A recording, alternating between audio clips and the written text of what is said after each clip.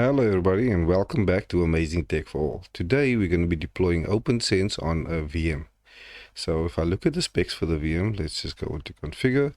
I've named it OPNsense. It's got 1 gig of RAM, it's got 1 CPU, and it's using Spice as its console for virtualization, or rather for a remote control. I've already created a OPNsense hard drive for it. So all we have to do is insert, oh, we've already got that, but let's just show you that this is where you'll find the ISO file.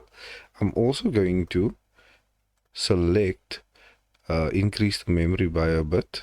Let's double the memory, double the CPUs, click OK, and let's start. So we have, what this requires is 2 interfaces. So I'll take a look here, and you can see a network, and I've just said it must have 2 interfaces. All right, you can select the drivers depending on what server or operating system you want to run, but this should be fine. So OPNsense runs on a BSD platform or BSD operating system. Okay, let's click on start, let's click on console, and let's see how far we get over here. Hopefully this will be a relatively painless experience. It takes a few moments to get to a configuration page. Now what you will see here is that there is one interface that is connected to my NAT, which gives it IP address. On the other side, this is to my internal LAN for my GNS3 how shall I put this, sort of my LAN for my GNS3. So let's just take a look here. What is it saying? Configuring login behavior done. Default interface is not fine. Running interface assignment.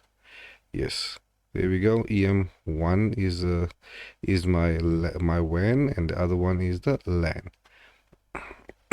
So in the side of the WAN, this NAT will grant a DHCP assigned address. On the other side, this won't have an address, but we can create a network over here, a network, so that the other devices in here, we can create a DHCP from within OPNsense to do the firewalling for this internal network. So if I created another VM over here and I dragged it onto here, and I would create this VM and connect it to the network, all the devices on this network will go, all traffic will go through the OPNsense and to be filtered by OPNsense as a firewall, and then it will go through to the internet using the NAT. Let's go back to this VM. There we go. So the username here is installer, as far as I understand, to start with, and then the password is OPNsense. Let's see. Yes, there we go. So I'm just going to do the defaults for essentially everything. We will be using ZFS. Yes.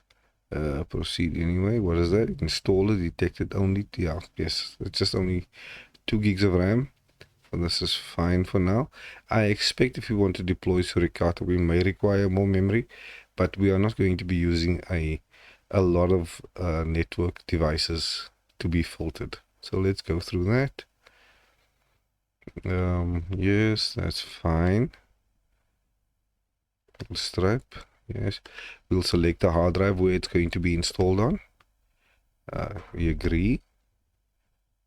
Okay, already did that. Let's say yes. Seems to be taking me around in circles.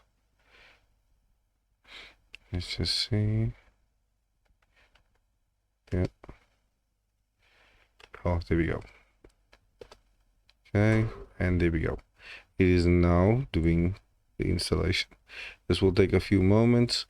So the ISO image was about 500 megs for the download, but then you have to extract it.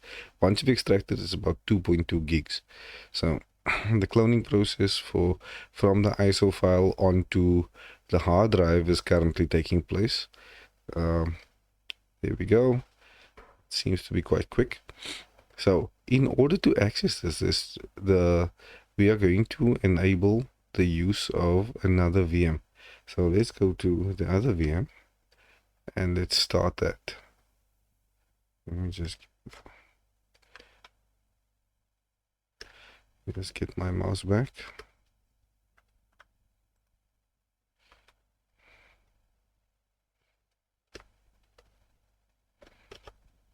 There we go. So now we're going to use this one and we're going to start this VM. This is the Arch Linux machine. Let's get that going. Once that is up and running, we can look at the other one.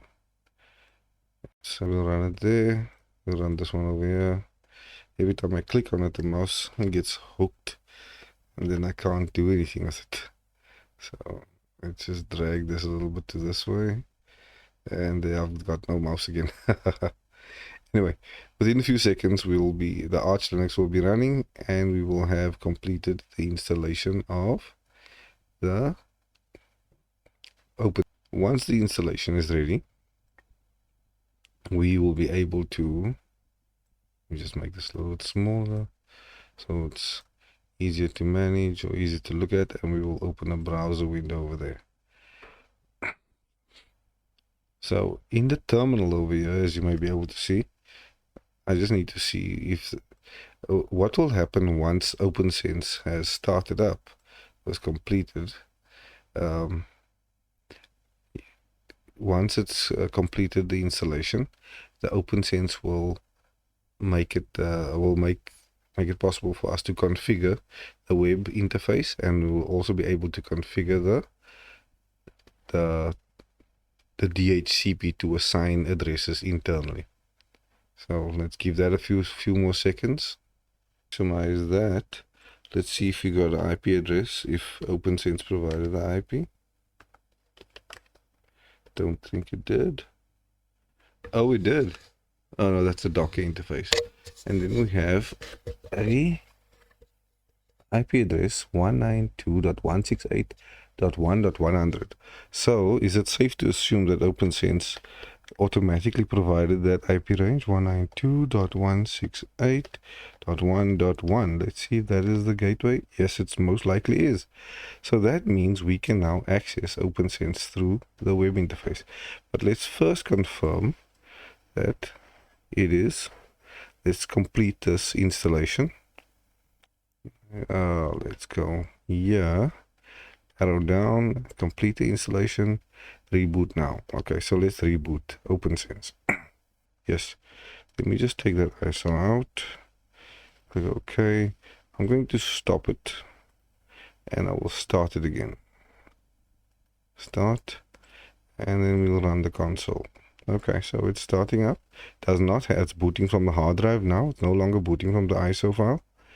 And if I go to the other VM, yeah, can I still ping it? Can I? Not yet. It might take a few seconds while this one is booting up. Yeah, still booting. So there we go. The LAN interface is up. It should now be booting. Yes, there we go. Be able to access it from the web. So we'll go HTTP, hold on, and it'll be 192.168.1.1. And let's see. Yes, there we go. It redirects to a SSL based web, so HTTPS account. And there we have it. Now we have a root as the username, sorry. And I've set the password for it earlier. So that should allow me to access it. And here we have OPNsense up and running. So things can get a lot more interesting from this point on. I'll just save that. Okay, so the wizard, let's go through the testing or rather setting up to the wizard. Should I change the host name? I'm not really too concerned about any of these right now. I'm just gonna go with the generic stuff. Type DHCP. What is this? Network WAN. Yes, that is DHCP. LAN of this is the subnet. I'm not going to disable, and it's supplying the subnet with DHCP assigned addresses. That's fine.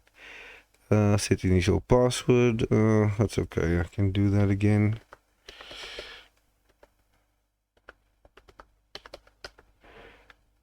Let's see if it takes it. And we are finished.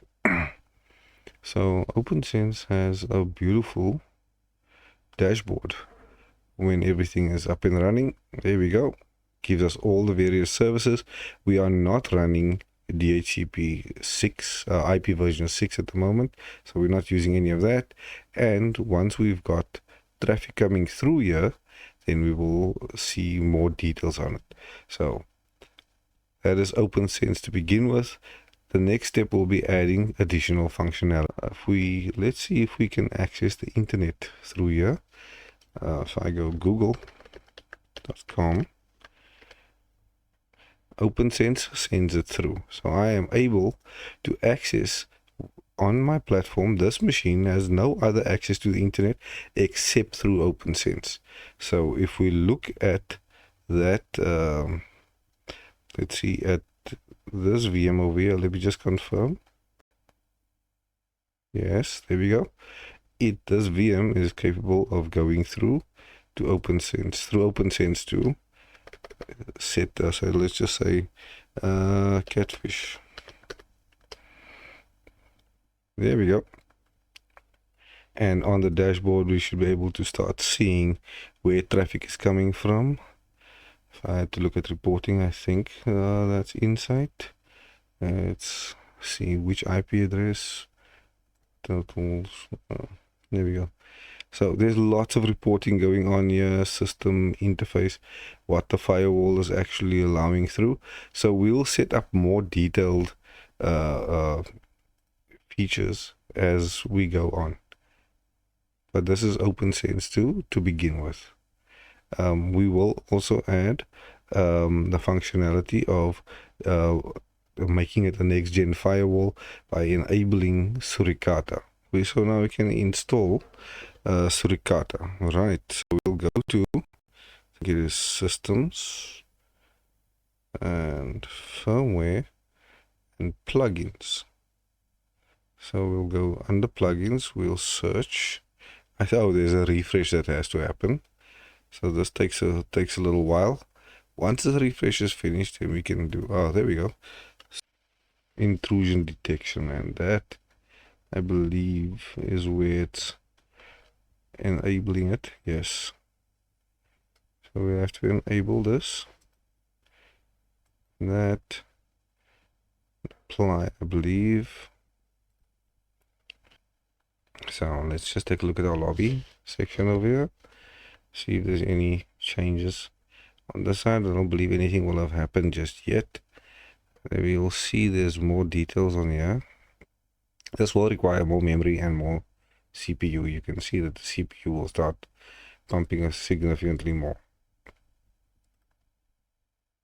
So under services, when we get to intrusion detection, one of the important things is to, let's just go through here. We should enable promiscuous mode, and that's on the LAN, WAN, sorry. We can do it on both LAN and WAN. So now all of it will be applied. Apply it to there. And this will give us things like deep packet inspection and other functionality that will make things, will secure your network and your traffic far more. There will be some rules we need to apply. Just go to there. So what you do, you go onto one of these rules and you'll see here there's a little edit button. So none of them are enabled unless you select one. So let's go to ET open. There's a ton of these over here. Let's just use, let's go to, let's see, this one over here, drop. Select that. There's the drop rules and save. It then allows you to download those rules and update the rules. And what will happen is that you'll go into the rules section over here, and it will then appear as available rules for you to enable or disable. Once that is done, then you should have quite a comprehensive set of rules that will protect you from here we go. There's a ton of rules over here, and these are you can see. Let's just see if I can maybe make that to 500, which is maybe not the best search tool to do. My poor machine is it's asking a lot from it, but okay. So here we go. We can see there are thousands of rules to add there. That'll give you protection against the dangers of the internet. Can we still access the internet? Let's see.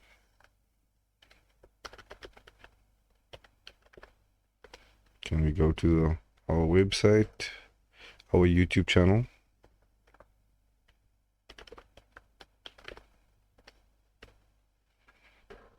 Yep, YouTube is still working, Google is working. However, you can see that because it's such a poorly resourced machine, speed isn't really its thing at the moment. Let's go take a look at the lobby quickly and see what type of traffic there is. So it's best not to necessarily do this on a VM, but rather an appliance with enough resources. It is a lightweight firewall, but it has lots of features that is far beyond the standard. Let's see, intrusion detection is currently not running. Let's start it. Here we go. So I'm gonna go to Amazing Tech for All. Let's see.